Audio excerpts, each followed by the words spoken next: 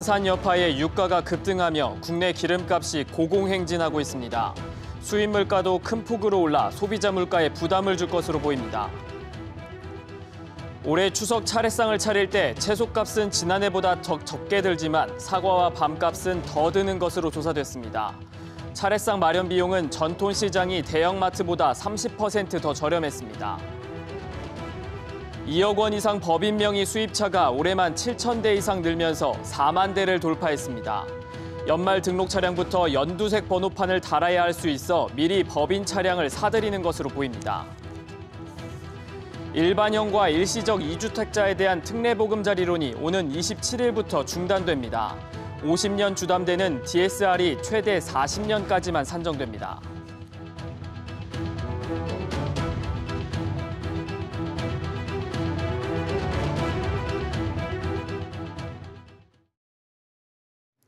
여러분 안녕하십니까? 9월 13일 뉴스프리즘 시작합니다. 글로벌 원유 재고가 감소할 것이란 전망이 나오면서 국제유가가 올해 최고치를 다시 기록했습니다. 3개월 만에 벌써 20% 넘게 올랐습니다. 이에 따라 국내 기름값 상승세도 당분간 이어질 것으로 보입니다. 첫 소식 박채은 기자입니다. 서울 마포구의 한 주유소입니다. 지난 1일 리터당 1,837원이던 휘발유 가격이 18원 올라 1,855원에 판매되고 있습니다. 요즘에 지금 물가가 전체적으로 다 오르고 기름도 그만큼 같이 오르고 있어서 부담되는 것 같습니다. 한 달 전에 넣은 것보단 확실히 많이 오르고 있는 것 같고 계속 오른다면 좀 부담이 클 것 같습니다. 예전에는 5만 원을 넣으면은 그래도 기름이 반 정도 찼거든요.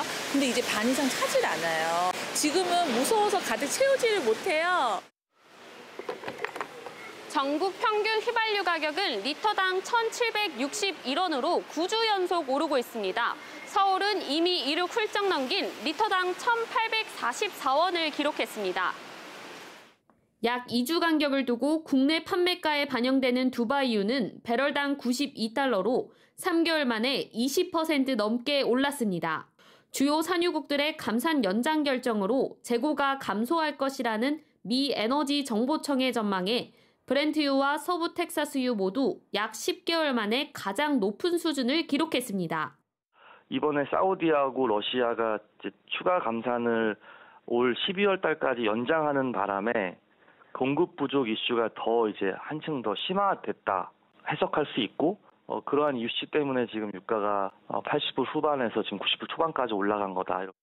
오펙 산유국인 리비아에서 최악의 홍수로 원유 수출 터미널 4곳이 폐쇄됐다는 소식도 원유 공급에 차질이 생길 수 있다는 우려를 키웁니다. SBS 비즈 박채은입니다. 국제유가가 이렇게 오르면 국내에 수입해오는 제품에도 영향을 주겠죠. 지난달 수입 물가 1년 5개월 만에 가장 크게 올랐습니다. 수입 물가는 시차를 두고 소비자 물가에도 반영될 테니 부담이 커질 겁니다. 자세한 내용 짚어보겠습니다. 강상 기자, 수입 물가 수치 어땠습니까? 네, 한국은행에 따르면 지난달 수입 물가 지수는 135.96으로 7월보다 4.4% 상승했습니다. 두 달 연속 상승세로 지난해 3월 이후 최고 상승폭입니다. 원재료는 광산품을 중심으로 7.2% 올랐고 중간재는 석탄, 석유 제품, 또 화학 제품 등이 오른 영향에 3.7% 상승했습니다. 세부 품목 중에선 원유와 나프타가 10%가량 올랐고 벙커CU도 18% 가까이 올랐습니다. 한국은행은 주요 산유국들의 감산으로 국제 유가가 상승하면서 광산품, 석탄, 석유 제품이 많이 올랐다고 설명했습니다. 국제 유가는 두바이유 기준으로 7월 80.45달러에서 지난달 86.46달러까지 7.5% 올랐습니다.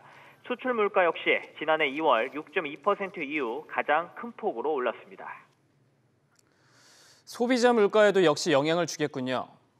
네, 수입 물가 상승은 생산자 물가 지수 PPI에 영향을 주고 이는 시차를 두고 다시 소비자 물가 CPI에 반영됩니다.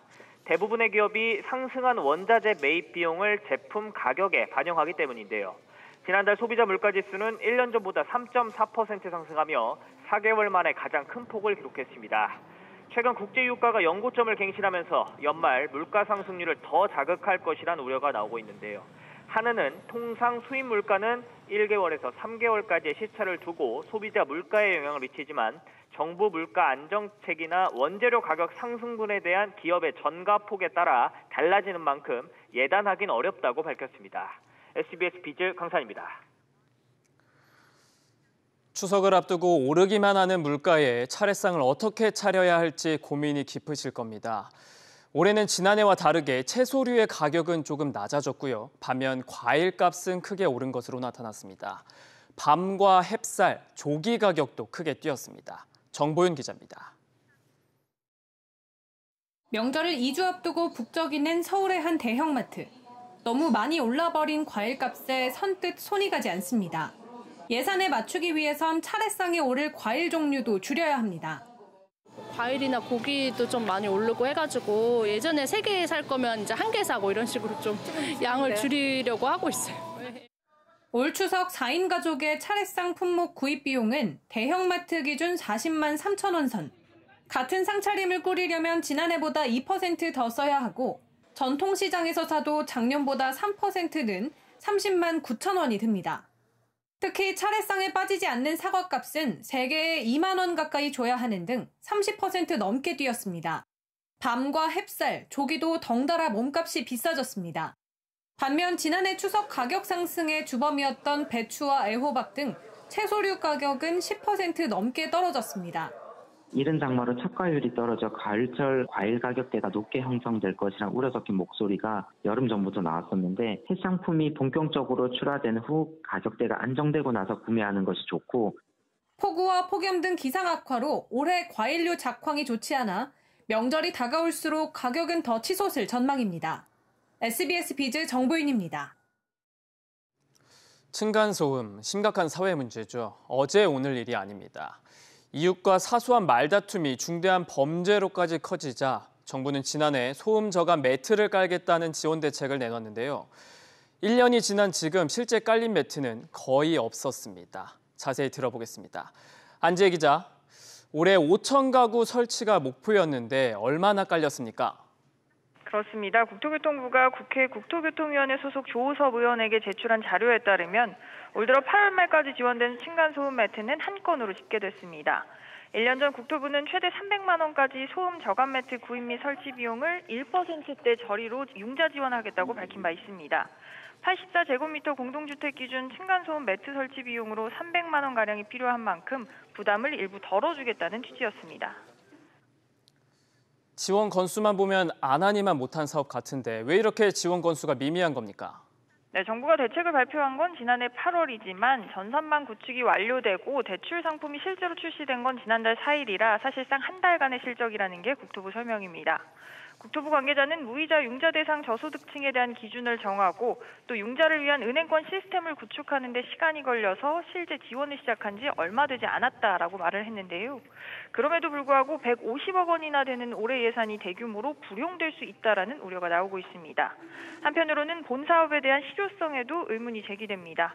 시판 중인 소음 저감 매트 대부분이 미세 소음 저감용이라는 점에서 이웃 간 갈등으로 번지는 층간 소음, 즉 걷거나 뛰는 소리, 망치 소리 등 중량 충격음에 대한 흡수 효과까지는 없다는 지적이 나오고 있습니다.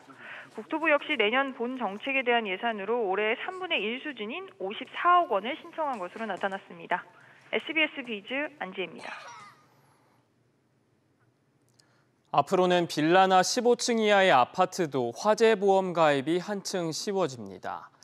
담보 범위도 화재로 인한 손해뿐만 아니라 태풍과 홍수 등 계약자가 원할 경우 특약도 가능해집니다.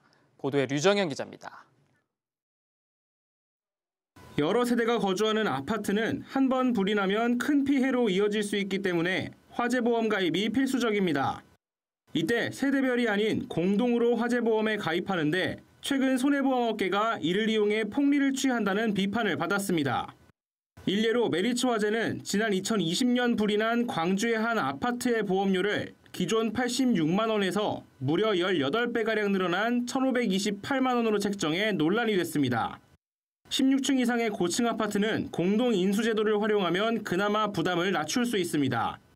사고 발생 시 보험사의 책임을 분산시키다 보니 보험료가 낮아지기 때문입니다. 문제는 15층 이하 아파트나 연립주택 같은 특수건물에 해당하지 않는 공동주택입니다. 화재보험 의무가입 대상이 아니라 이 제도를 이용할 수 없었고 울며 겨자 먹기로 높은 보험료를 내야 겨우 가입이 가능했던 겁니다. 앞으로는 연립주택이나 저층 아파트 등도 화재보험 공동인수제도를 통해 가입이 한층 쉬워지게 됩니다. 담보범위 역시 화재로 인한 손해뿐 아니라 계약자가 원할 경우 특약도 넣을 수 있습니다. 공동주택 같은 경우에는 이제 화재 나면은 제3자에 대한 이제 배상적인 문제도 발생될 수 있는 부분이긴 하고 화재보험 가입이 좀 필요하거든요. 화재보험 가입도 높아지고 이제 보상이 원활하게 이루어질 수 있는 계기가 될 것 같습니다. 이번 개선안으로 취약계층의 화재 피해 대비에 큰 도움이 될 전망입니다. SBS 비즈 유정현입니다.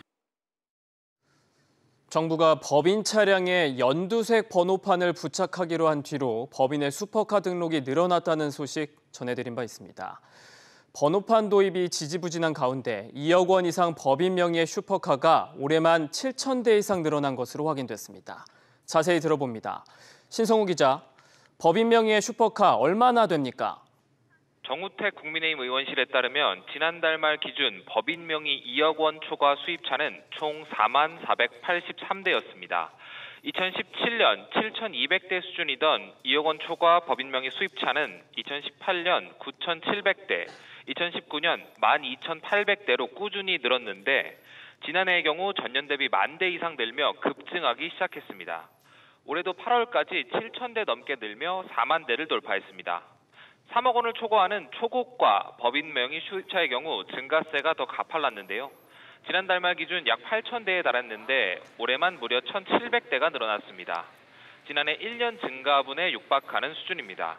서울 자치구별로 보면 올해 신규 등록된 2억 원 초과 법인 명의 수입차는 서초구가 181대 등록돼 가장 많았고 강남구가 141대로 그 뒤를 이었습니다. 지난해부터 법인 명의의 고가 수입차 구매가 늘었다는 얘기인데 이게 연두색 번호판의 도입과 연관이 있는 겁니까? 네, 윤석열 대통령이 대선 공약으로 법인차 연두색 번호판 부착을 발표한 게 지난해 1월인데 그 이후부터 공교롭게 등록이 늘었습니다. 특히 올해 초 국토교통부가 연두색 번호판 도입 공청회를 열고 본격적인 준비에 나섰는데 올해부터 슈퍼카 등록이 특히 늘었으니 그 또한 시기적으로 맞물립니다. 결국 번호판 도입이 시급한데 지지부진한 상황입니다. 당초 국토부는 상반기 중 행정예고를 거쳐 하반기부터 시행하겠다는 계획이었는데 아직 행정예고도 못한 상황입니다.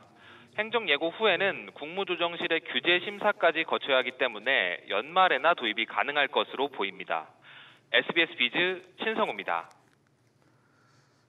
현대차와 기아가 다음 달부터 인증 중고차 사업에 나서는 가운데 본격 사업 개시를 앞두고 직원들의 보유 차량을 사들이기 시작했습니다. 소비자를 대상으로 하는 서비스의 완성도를 끌어올리는 동시에 좋은 품질의 중고차를 수월하게 확보하려는 차원입니다. 김환진 기자가 취재했습니다. 현대차가 지난 11일부터 임직원 내차 팔기 서비스를 시작했습니다. 직원들이 전용몰에 접속해 방문평가 신청을 하면 전문평가사가 방문해 차량을 평가하고 현대차 자체 개발 가격 산정 엔진으로 차량 견적을 냅니다. 방문 서비스는 향후 일반 소비자에게도 적용될 가능성이 있습니다. 현대차는 중고차 사업을 앞두고 테스트베드 차원에서 운영하는 서비스라고 설명했습니다. 현대차가 인증 중고 온라인 플랫폼도 개발하는 만큼 직원 대상으로 시스템을 운영하면서 발견되는 문제점들을 개선한다는 겁니다. 현재는 국내사업본부와 아시아 대권역 임직원이 자가 보유 차량을 팔 수 있는데 향후 회사 전체 임직원으로 확대할 예정입니다. 중고차 시장에서 가장 중요한 것은 매입 기능이에요. 싸고 좋은 중고차 매물이 굉장히 많아야 되는데 내부 직원을 통해서 갖고 있는 오래되지 않은 차들, 인증 중고차로 쓸만한 것들이 굉장히 많고 현대차 임직원은 자신이 보유한 내연기관 현대차와 제네시스까지 팔 수 있는데 전기차와 수소전기차, 플러그인 하이브리드차 등은 팔 수 없습니다. 그 시세가 일정치가 않을 거예요. 이게 물량도 많지 않은데 자칫 전기차, 중고차 그 판매 가격이 확 떨어질 경우에는 신차 가격을 올리기가 굉장히 어려워진다고 이게.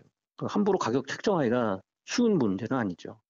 다만 현대차는 향후 임직원 차량 매입 대상에 전기차도 포함시킬 계획이라고 밝혔습니다. SBS 비즈 김한진입니다. 애플이 예상을 깨고 아이폰 신제품의 가격을 올리지 않았습니다. 중국 업체 화웨이는 신규 스마트폰 출하량을 늘리겠다고 발표했는데요. 이처럼 프리미엄 스마트폰 판매 경쟁이 격화되면서 삼성전자의 갤럭시 폰 1위 수성이 위태롭다는 전망이 나옵니다. 이민우 기자입니다. 다른 제품과도 충전기가 호환되도록 USB-C 타입이 적용된 첫 아이폰입니다. 티타늄을 더딥혀 무게는 가벼워졌고 업계 최초로 3나노 반도체를 적용해 성능도 빨라졌습니다. 10만 원가량 오를 것이란 예상을 깨고 가격이 동결됐습니다. The iPhone 15 Pro will start at the same price as last year, $999. An iPhone 15 Pro Max will start at $1199 with 256 gigabytes of storage, which also matches last year's price with this level of storage. 최근 중국 정부는 자국 공무원에게 외산폰 사용 금지령을 내렸는데 사실상 중국 점유율 1위인 아이폰을 겨냥한 조치입니다. 중화권은 애플 매출의 20%가량을 차지해 포기할 수 없는 시장입니다. 애플의 신제품 가격 동결은 이 같은 중국 변수를 고려한 것으로 풀이됩니다. 중국 화웨이는 아이폰 신제품 출시에 맞춰 자사 프리미엄 폰인 메이트 60 프로의 하반기 출하량을 20% 늘리겠다고 발표했습니다. 아이폰의 가격 공세와 화웨이의 물량 공세에 삼성 갤럭시 폰의 점유율 1위 역시 불안해질 전망입니다. 판매량 2위인 애플은 매년 9월에 신제품을 공개해 4분기에 판매량을 끌어올리는데 올해 삼성전자 갤럭시와의 판매 차이 추정치는 2014년 이후 최소입니다. 애플이 계속적으로 인도나 동남아, 중동, 남미 이런 쪽에서 계속 점유율을 끌어올리고 있기 때문에 또 어느 시점에서는 삼성전자를 추월할 가능성도 좀 배제하기는 어려울 것 같습니다. 삼성전자는 지난해 출시하지 않았던 갤럭시 S 시리즈의 보급형 모델인 갤럭시 S23 펜 에디션을 오는 10월쯤 내놓을 전망입니다. SBS 비즈 이민우입니다. 앞으로 자동차세를 부과하는 기준이 바뀔 것으로 보입니다. 대통령실이 자동차세를 부과할 때 그동안 적용하던 배기량 기준에 대신에 차의 가격을 기준으로 바꾸라고 권고한 건데요. 자세히 들어보겠습니다. 신채연 기자.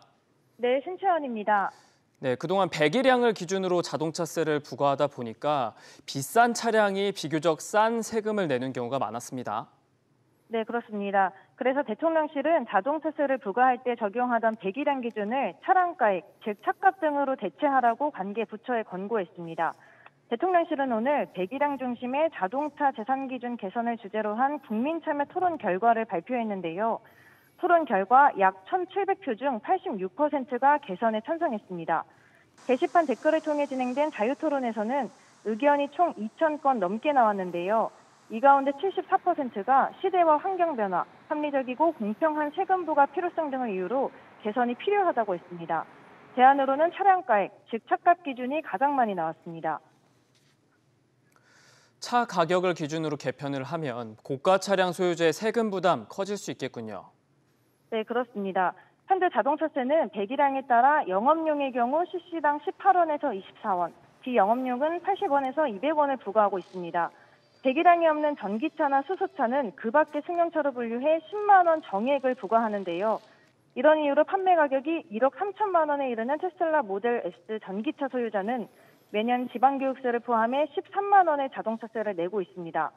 반면 배기량 3,500cc의 6천만 원대 제네시스 소유자는 매년 세금 부담이 90만 원에 이릅니다. 자동차세 기준이 바뀌면 배기량이 없는 고가 전기차 소유자가 저가 차량 소유자보다 세금을 적게 내던 형평성 논란이 어느 정도 사그라들 걸로 보입니다. SBS 비즈 신채연입니다. 가계대출이 가파르게 늘고 있습니다. 지난달 무려 7조 원 늘었습니다. 부동산 시장 바닥론이 힘을 얻으면서 주택담보대출 수요가 올랐기 때문인데요. 고금리 시대, 이자 부담은 커지고 있어서 가계부채 관리가 최대 과제가 됐습니다. 먼저 김성훈 기자입니다. 지난달 은행권 가계대출은 한 달 전보다 7조 원 가까이 늘었습니다. 5개월 연속 증가했는데 증가폭은 25개월 만에 가장 컸습니다. 잔액도 1,075조 원 규모까지 불어 역대 최대 기록을 갈아치웠습니다. 가계대출을 키운 건 주택담보대출이었습니다. 한 달 사이 7조 원이 늘었습니다. 3년 6개월 만에 최대 증가폭입니다. 다만 신용대출 등 기타 대출은 1,000억 원 줄었습니다. 주택 거래가 증가하면서 관련된 자금 수요가 이제 늘어난 부분이 주된 이제 배경으로 보이고요. 뭐 50년 만기 주담대나 뭐 인터넷 전문은행, 뭐 상품 가치, 금리나 이제 대출 한도를 측면에서 좀 유리한 상품들이 증가세로 작용한 것 같아요. 대출 이자 부담은 갈수록 커지고 있습니다. 주요 시중은행의 주담대 금리는 변동형과 고정형 모두 상단이 6%대에 달합니다. 가계대출 급증의 주범으로 몰리고 있는 인터넷은행은 3%대 금리가 사라졌고 최고 금리는 7%대까지 치솟았습니다. 정책 주담대인 특례보금자리론 역시 2달 연속 금리를 올렸고 추가 인상 가능성도 열어뒀습니다. 그 정부가 이제 대책을 내세우기 시작하면은 약간 가상금리를 올려가지고 대출금리는 올라갈 가능성이 있겠죠. 특히나 이제 경기가 안 좋아지고 있는 상황이라 아무래도 금리가 올라가면은 뭐 연체로 올라갈 수밖에 없지 않을까. 부실 우려로 9월 금융위기설까지 제기되는 가운데 급증하는 가계부채 관리가 최대 과제로 떠오르고 있습니다. SBS 비즈 김성훈입니다. 이처럼 가계대출이 급증하자 금융당국은 주요 요인으로 지목된 대출 상품 손질에 나섰습니다. 부부 합산 소득이 1억 원이 넘으면 오는 27일부터는 특례보금자리론을 받을 수 없게 됩니다. 또 50년 만기 주담대는 DSR이 최대 40년으로 제한됩니다. 이어서 박연신 기자입니다. 지난 8일까지 특례보금자리론 신청액은 37조 6천억 원입니다. 올해 공급 목표 39조 6천억 원의 95%에 달합니다. 우대형이 21조 4,965억 원으로 57%, 일반형이 16조 1,517억 원으로 43%였습니다. 금융당국은 오는 27일부터 일반형 특례보금자리론 신청을 중단하기로 했습니다. 일반형은 부부 합산 소득이 1억 원을 초과하거나 6억 원을 초과하는 주택이 대상입니다. 또 기존에 주택을 보유한 일시적 2주택자 역시 오는 26일까지 신청을 받고 27일부터 접수를 중단합니다. 대신 부부 합산 연소득 1억 원 이하와 주택가격 6억 원 이하인 우대형 특례보금자리론은 계속 공급할 계획입니다. 50년 만기 주담대는 DSR이 최대 40년으로 제한됩니다. 금융당국은 은행들이 50년 만기 주담대를 적극 취급하면서 최근 가계대출 증가를 주도했다고 보고 있습니다. 올해 50년 만기 주담대는 총 8조 3천억 원이 공급됐습니다. 이 중 82%인 6조 7억 원이 지난 7월과 8월에 집중됐습니다. 이와 함께 금융당국은 변동금리 대출에 대해서는 일정 수준의 가상금리를 적용하는 스트레스 DSR 제도를 도입할 계획입니다. 향후 금리 상승 가능성을 고려해 엄격한 수준의 DSR 규제를 하기 위해서입니다. 가령 연소득 5천만 원인 차주가 금리 4.5%로 DSR 40%의 50년 만기로 대출할 경우 가상금리 1%포인트가 적용되면 기존의 4억 원이던 대출 가능액이 3억 4천억 원으로 줄게 됩니다. DSR을 사실상 축소하고 좀 더 가계대출을 조이기 위한 조처 자체로서의 의미는 있지만 현재의 금리 상황이 추가적으로 인상이 이루어지지 않는 범위 내에서는 여전히 가계대출을 확대시킬 수 있는 여지는 있는 것으로 판단됩니다. 이 밖에 금융위는 내년 7월부터 저축은행들이 다중 채무자에 대해 대손 충당금을 추가 적립하도록 했습니다. SBS 비즈 박연신입니다.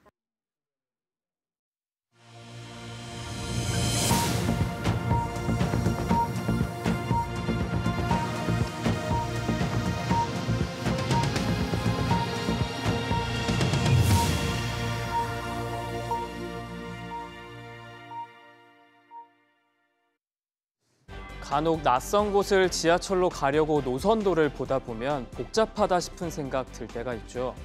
그도 그럴 것이 대략 20년 주기로 봤을 때 80년대에 100여 개였던 지하철역이 2000년대에는 200여 개가 더 생겼고 현재는 무려 600여 개가 넘습니다. 현재 노선도는 80년대에 만들어진 것에 새로 생기는 역과 노선을 추가하는 방식으로 유지돼 왔습니다. 또 오는 25년까지는 추가될 역도 더 있습니다. 사정이 이렇자 서울시가 이참에 디자인적 측면까지 감안해서 노선도를 새로 선보였습니다. 한결 유연해진 느낌 있죠. 환승역을 보기 쉽게 이렇게 신호등 방식으로 바꿨고요. 또 강과 바다도 표기를 해서 위치에 대한 이해도가 조금 높아졌습니다. 서울시가 미리 개선 효과를 점검해 봤는데 역을 찾는 데 걸리는 시간은 최대 절반 가까이, 또 또 환승역을 찾을 때 걸리는 시간은 70% 가까이 줄었다고 말했습니다. 외국인들도 훨씬 수월하다는 반응이었다고 하니까요. 깨끗하고 편리한 이미지를 갖고 다시 방문하는 데에 다소나마 도움이 됐으면 좋겠습니다. 앵커 리포트입니다.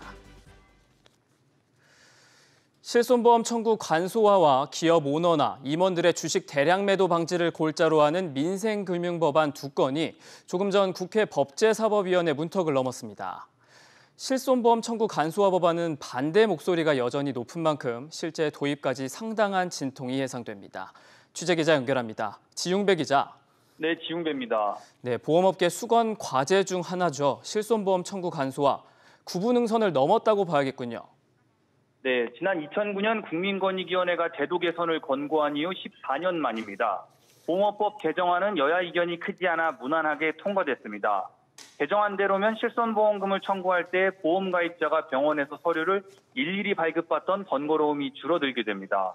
최근 2년 사이 실손가입자가 받아가지 않은 보험금만 무려 5천억 원에 달하는데요. 개정안이 시행되면 이 규모도 상당히 줄어들 것으로 보입니다. 소비자 입장에선 편리해질 것 같은데 일각에선 반대 목소리도 있습니다.